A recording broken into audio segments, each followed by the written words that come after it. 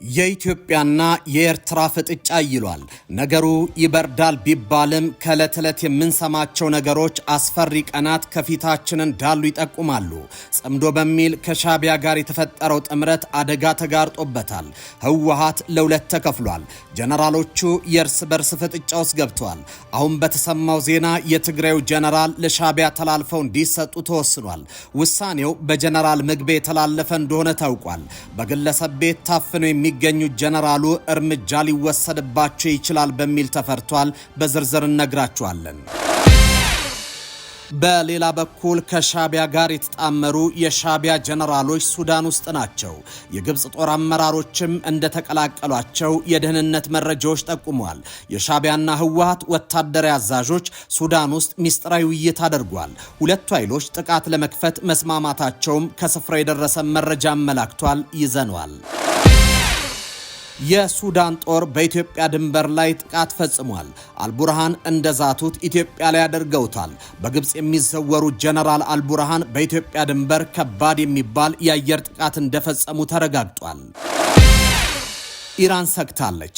አያቶላ ለጦር ኃይሉና ሰራዊቱ ትዕዛዝ አውርደዋል። ባለፈው 34 ሰዓታት ውስጥ የአሜሪካ ወታደሮች አውሮፕላኖች ከኢራን በቅርብ ርቀት የጦር መሳሪያ ጭነት ማራገፋቸው ተሰምቷል። ይህን ተከትሎ የኢራን የአብዮት ዘቦች በተጠንቀቅ ቆመዋል። ትራምፕ በበኩላቸው ኢራንን አጠፋታለሁ ሲሉ ዘምተዋል። ትሰሙታላቸው። ጤና ይስጥልኝ። ይህ ኢትዮ ዴስክ ነው።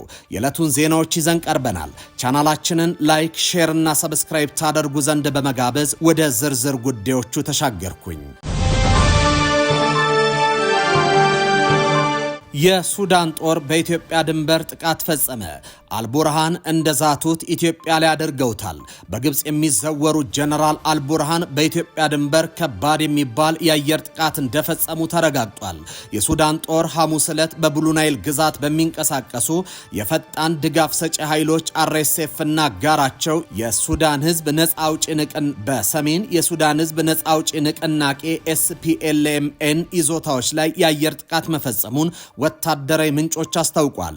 የሱዳን ጦር በድሮን በታገዘ ባካሄደው በዚህ ጥቃት በኢትዮጵያ ድንበር አቅራቢያ በሚገኙ ያቡስና ባሊላ በተባሉ ከተሞች የሚገኙ አማጽያን ይዞታዎችን ኢላማ አድርጓል። ወታደራዊ ምንጮች ለአናዶሎ ኤጀንሲ እንደገለጹት ጥቃቱ የሁለቱን አማጽያን ቡድኖች ወታደራዊ ተሽከርካሪዎችና የሎጂስቲክ መኪኖችን አውድሟል። በሰው ላይ ስለደረሰው ጉዳት የተጣራ መረጃ የለም። ጥቃት የተፈጸመባቸው ያቡስና ባሊላ ከተሞች እንደ አውሮፓውያን አቆጣጠር ከ2011 ጀምሮ በSPLMN ቁጥጥር ስር የቆዩ አካባቢዎች ናቸው። በሌላ ዜና የሱዳን ጦር ከኦምዱርማን በስተምዕራብ እስከ ሰሜን ኮርዶፋን ድንበር ድረስ ሰፊ የፍተሻና የማጽዳት ዘመቻ እያካሄደ መሆኑን የዓይን እማኞች ተናግረዋል። በማህበራዊ ሚዲያ የተለቀቁ ቪዲዮዎች እንደሚያሳዩት የጦሩ አባላት ከ45 ኪሎ ሜትር በላይ በመጓዝ አካባቢውን ከRSF ታጣቂዎች ነፃ ለማድረግ እየሰሩ ነው። ወታደሮቹ የሰሜን ኮርዶፋንን ግዛት በቅርቡ ሙሉ በሙሉ ለመቆጣጠር ዝግጁ መሆናቸውን ገልጿል። ጦርነቱ በፈጠረው ሰብአዊ ቀውስ በዋይት ናይል ግዛት ብቻ ከ1.128 ሚሊዮን በላይ ተፈናቃዮች እንደሚገኙ የሰብአዊ እርዳታ ኮሚሽን አስታውቋል። የክልሉ ኮሚሽነር ላሚያ አህመድ አብዱላሂ እንደገለጹት አብዛኞቹ ተፈናቃዮች ከማህበረሰቡ ጋር ተቀላቅለው የሚኖሩ ሲሆን ከ8000 በላይ የሚሆኑት ደግሞ በተለያዩ መጠለያ ጣቢያዎች ይገኛሉ። ዋይት ናይል ግዛት በመንግስት ቁጥጥር ስር ያለና ጦርነት ያልተካሄደበት በመሆኑ ከኮርዶፋንና ከዳርፉር የሚሸሹ ዜጎች መሸሸጊያ ሆኗል። በአሁኑ ወቅት ከሱዳን 18 ግዛቶች መካከል 5ቱ የዳርፉር ግዛቶች በRSF ቁጥጥር ስር ሲሆኑ የሱዳን ጦር ደግሞ ካርቱምን ጨምሮ ቀሪዎቹን 13 ግዛቶች አብዛኞቹ ምስራቅ፣ ሰሜንና ማዕከላዊ ክፍሎችን እንደተቆጣጠረ ይገኛል። የትግራዩ ጀነራል ለሻቢያ ተላልፈው እንዲሰጡ ተወሰነ። ውሳኔው በነ ጀነራል ምግቤ የተላለፈ እንደሆነ ታውቋል። በግለሰብ ቤት ታፍነው የሚገኙ ጀነራሉ እርምጃ ሊወሰድባቸው ይችላል በሚል ተፈርቷል። በህወሓትና ሻቢያ ጽምዶ ላይ ብርቱ ተቃውሞ ማሰማታቸውን ተከትሎ የታፈኑት ጀነራል ለኤርትራ ተላልፈው ሊሰጡ እንደሚችሉም ተሰምቷል። በግለሰብ ቤት የታሰሩት ብርጋዴር ጀነራል ጎሽ ገብሬ ወንድም በወንድማቸው ጉዳይ በሰጡት አዲስ መግለጫ ቤተሰባቸው ከፍተኛ ስጋት እንደገባው አስታውቋል። የጀነራሉ ደጋፊዎችና ባልደረቦቻቸው ከጌታቸው ረዳ እስከ ደጋፊዎቻቸው በመሆናቸው ከፍተኛ ስጋት እንደገባቸው እየገለጹ ናቸው። ጀነራሉ ከተሰወሩበት ወጥተው ለደቂቃዎች ከቤተሰቦቻቸው ጋር ከተገናኙ በኋላ ዳግም መሰወራቸው በሕይወት ላይ መለሱ ይችላሉ የሚል ስጋት እንደገባቸው ደጋፊዎቹ እየገለጹ ነው። የጀነራሉ ወደ ኤርትራ የመወሰድ ስጋት የተነሳው በቅርቡ አንድ የሻዕቢያ ተቋሚ በትግራይ ውስጥ ተይዞ ለሻዕቢያ መተላለፉን ተከትሎ ነው።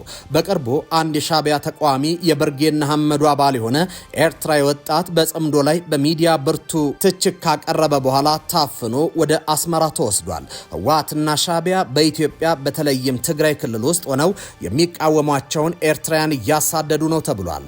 ጀነራል ጉዑሽ ከህወሓትና ሻዕቢያ ግንኙነት ቀንደኛ ተቋሚዎች መካከል አንዱ ሲሆኑ የታሰሩበት ቁልፍ ጉዳይም ይሄው መሆኑ በስፋት እየተነገረ ነው።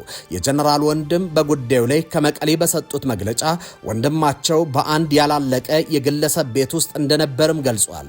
ይሁን እንጂ በታቀደ አግባብ የቢቢሲ ካሜራ አስቀድሞ ተዘጋጅቶ በድንገት ከቤተሰቦቻቸው ጋር ለደቂቃዎች እንዲገናኙ ከተደረገ በኋላ የተወሰዱበት አልታወቀም ተብሏል። በመደበኛ ማረሚያ ቤት ሳይሆን ግንባታው ባልተጠናቀቀ አንድ የግለሰብ መኖሪያ ቤት ታስሮ እንደሚገኝ ገልጾልኛል ያሉት ጀነራል ወንድም ቢቢሲን በሴራ ተባባሪነት ወንጅሏል። የቢቢሲ ትግርኛ የመቀሌ ዘጋቢ ከጀነራሉ አሳሪዎች ጋር በተናበበ መልኩ ቀድሞ ቢሮ ውስጥ በመግባት የቀረጸውን ቪዲዮ ለአሳሪዎቹ የፖለቲካ ትርፍ እንዲውል አድርገዋልም ብሏል። እንዲሁም ወንድማቸው የፍርድ ቤት ደጃፍ እንዳረገጠ እየታወቀ በ48 ሰዓታት ውስጥ ፍርድ ቤት ቀርቧል በማለት ቢቢሲ ላይ የተዛባ ዘገባ አቅርቧል ሲሉ ቅሬታቸውን ገልጿል። ጀነራሉ ከተያዙ በኋላ ያሉ የሴራ አካሄዶች ከፍተኛ ስጋት እንደፈጠረባቸው የገለጹ ሲሆን ተመልሰው ከተወሰዱ በኋላ የት እንደገቡ እንደማያውቁም ገልጿል። ጀነራሉ ከቤተሰቦቻቸው ጋር ሲገናኙ የሚያሳይ ቪዲዮ ተገርጾ በቢቢሲ ከተሰራጨ በኋላ ያለው አዝማሚያ አሳሳቢ መሆኑን ደጋፊዎቻቸው ጭምር በስፋት እየገለጹ ነው። የስጋታቸው ምንጭ ደግሞ በህወሓትና ሻዕቢያ ግንኙነት ላይ ተቃውሞ ያላቸው የትግራይና ኤርትራውያን በቅንጅት እየታደኑ ነው የሚል ነው። ከጀነራሉና ከመጀመሪያ የጽምዶ አቀንቃኝ አክቲቪስት ብርሃነ ልፍዓታይ በተጨማሪም ሌሎች እየታደኑ ነው ተብሏል። በሻዕቢያና ህወሓት አይን ውስጥ የገቡት በትግራይ መቀመጫቸውን ያደረጉ የሁለቱ ተቃዋሚዎች ናቸው ተብሏል። የሻዕቢያና ህወሓት ወታደራዊ አዛዦች በሱዳን ሚስጥራዊ ውይይት ማድረጋቸው ተሰምቷል። ጥቃት ለመክፈት መስማማታቸውም ከስፍራ የደረሰ መረጃ አመላክቷል። የጽምዶ ክንብንብ እየተገለጠ ነው። ሁለቱ ኃይሎች የጀመርነውን የህዝብ ለህዝብ ግንኙነት ነው ቢሉም ሐቁ ግን ዘግይቶም ቢሆን ተገልጧል። የጽምዶ ዓላማ የህዝብ ለህዝብ ግንኙነት ሳይሆን ወታደራዊ ትብብር እንደሆነ ተረጋግጧል። በትናንትናው ዕለትም በሱዳን ሀሽባ በተባለ ስፍራ የህወሓት የኤርትራና ሱዳን ወታደራዊ አመራሮች ተገናኝተው መወያየታቸውን የኢትዮ ዴስክ ምንጮች ተናግረዋል። በዚህ ውይይት ከህወሓት በኩል የአርሚ ሰብ አዛዦች ተገኝተዋል ያሉት ምንጮች ከኤርትራ በኩል ሁለት ስማቸው ያልተጠቀሰ ወታደራዊና ሲቪል አመራሮች ታድመውበታል። በቅርቡ የተቀናጀ ጥቃት በኢትዮጵያ ላይ ለመክፈት የተስማሙ ሲሆን የሀሽባ ስምምነት የተሰኘ ሰነድ እንደተፈራረሙም ከምንጮቻችን የደረሰ መረጃ አመላክቷል። ጥቃቱን በወልቃይት ሸረሪና በኩል ለመክፈትም እንዳቀዱ ገልጸው ወልቃይትን መቆጣጠር የሞሽረክ ጉዳይ ነው በማለት እንደተናገሩም የደረሰ መረጃ ጠቁሟል። ከዚህ በተጨማሪ ለጦርነት እንዲረዳ ሎጂስቲክስ ማለትም ነዳጅ፣ እህልና ስኳር 15 ተሳቢ በዛላምበሳ በኩል ምልልስ ተደርጓል። ከሰሞኑ በቁጥጥር ስር የዋሉት የህወሓት ወታደራዊ አመራሮች ጉዳይም የጦር ዝግጅት አካል ነው ተብሏል። ጦርነት የሚያደናቅፉ በቁጥጥር ስር መዋል የጀመሩ ሲሆን ጀነራል ጎሽ ገብሬ ልፍዓታይ ተስፋ ጨምሮ 19 ሰዎች ታስሯል። በሌላ በኩል በህወሓትና ሻዕቢያ መካከል ድልድይ ሆኖ ሲያገለግል የነበረው ብርሃነ ገብረ ጊዮርጊስ ልፍዓታይ ከታሰረ በኋላ ጽምዶ ወደ ወታደራዊ ትብብር አድጓል ተብሏል። በህዝብ ለህዝብ ግንኙነት ስም በአደባባይ የሚቀነቀነው ጽምዶ አሁን ላይ በግልጽ መሬት የረገጠ ወታደራዊ ትብብር ወደ መሆን መሻገሩ እየተነገረ ነው። ኢራን ስጋት ውስጥ ገብታለች። አያቶላ ለጦር ኃይሉና ሰራዊቱ ትዕዛዝ አውርደዋል። ባለፈው 34 ሰዓታት ውስጥ የአሜሪካ ወታደራዊ አውሮፕላኖች ከኢራን በቅርብ ርቀት የጦር መሳሪያ ጭነት ማራገፋቸውን የተሰማው። ይህን ተከትሎ የኢራን የአየር ዘቦች በተጠንቀቅ ቆመዋል። ትራምፕ በበኩላቸው ኢራንን አጠፋታለሁ ሲሉ ዘተዋል። ባለፈው 3 ተከታታይ ቀናት አሜሪካ የጦር መሳሪያዎችን፣ የአየር መከላከያዎችንና ትጥቆችን ወደ ኢራን ድንበር እያራገፈች ነው። ዓለም አቀፍ አቀፍ በረራዎችን የሚቆጣጠሩ ተቋማት ባሰራጩት የበረራ እንቅስቃሴ ሪፖርት መሰረት ከፈረንጆቹ ጥር 20 እስከ ጥር 22 ድረስ በርካታ የአሜሪካ ወታደራዊ አውሮፕላኖች ዮርዳኖስ እንዳረፉና ጦር መሳሪያ እንዳራገፉ ዘግበዋል። ይህም ትራምፕ በቀናት ልዩነት ውስጥ ኢራን ላይ ጥቃት ሊጀምሩ እንደሚችሉ ፍንጭ ሆኗል። ኢራን ጉዳዩን ባንክሮ እየተከታተለች የአየር ዘቧን በተጠንቀቅ አድርጋለች። ትራምፕ በበኩላቸው በእኔ ላይ አንድ ነገር ቢከሰት ያቺ ሀገር ትፈነዳለች ሲሉ ኢራንን አስጠንቅቀዋል። ትራምፕ ይህን ያሉት አንድ የኢራን ከፍተኛ ወታደራዊ ባለስልጣን በጠቅላይ መሪያቸው አሊ ካሚኒ ላይ ምንም አይነት ጉዳት ቢደርስ ዓለም በእሳት እናነዳታለን ሲሉ የሰጡትን ማስጠንቀቂያ ተከትሎ ነው። በእኔ ላይ አንድ ነገር ከደረሰ መላ ሀገሪቱ ትፈነዳለች ሲሉም ትራምፕ አክለዋል። በጣም ጥብቅ መመሪያ ተሰጥቶኛል ያሉት የአሜሪካው ፕሬዝደንት አንድ ነገር ቢፈጠር ከምድረ ገጽ ያጠፏቸዋል ሲሉ አስጠንቅቀዋል። ታዋቂው የማህበራዊ ሚዲያ መተግበሪያ ቲክቶክ በአሜሪካ ምድር ሙሉ ለሙሉ እንዳይታገድ የሚያስችለውን ወሳኝ ስምምነት ከቻይናና ከአሜሪካ መንግስታት ጋር መፈራረሙን የዋይት ሃውስ ባለስልጣናት አስታወቁ። አንድ ዓመት የፈጀው ውዝግብና በህግ ክልከላ በኋላ በተደረሰው በዚህ አዲስ ስምምነት መሰረት የቲክቶክ የአሜሪካ አገልግሎት በአብዛኛው በአሜሪካን ባለሀብቶች ወደ ተመሰረተ አዲስ የጋራ ኩባንያ ጆይንት ቬንቸር ይተላለፋል። የአዲሱ ኩባንያ የባለቤትነት መዋቅር ቲክቶክ ባወጣው መግለጫ መሰረት አዲሱ የአሜሪካ ኦፕሬሽን የባለቤትነት ድርሻ በሚከተለው መልኩም ተዋቅሯል። 45 በመቶ ድርሻ ኦራክል፣ ሲልቨር ሌክ እና በአቡዳቢ የሚገኘው MGX የተሰኙ ኩባንያዎች በጥምረት ይዙታል። 35% ድርሻውን የዴል ኩባንያ ዋና ስራ አስፈጻሚ ማይክ ዴልን ጨምሮ በሌሎች 8 የግል ኢንቨስተሮችና ተቋማት የተያዘ ነው። የ19.9 ድርሻ መተግበሪያው መስራች እና የቀድሞ ባለቤት የሆነው የቻይናው ባይትዳንስ ኩባንያ ይዛል። የአሜሪካ ሕግ የቻይና ኩባንያ ድርሻ ከ20 በመቶ በታች እንዲሆን ስለሚያዝም የድርሻ ተቀባይነት አግኝቷል። እንደ አውሮፓውያን አቆጣጠር በ2004 የጸደቀው ሕግ ባይትዳንስ ኩባንያ ከአሜሪካ ኦፕሬሽኑ ጋር ያለውን ግንኙነት ካላቋረጠ መተግበሪያው እንዲታገድ የሚያዝ ነበር።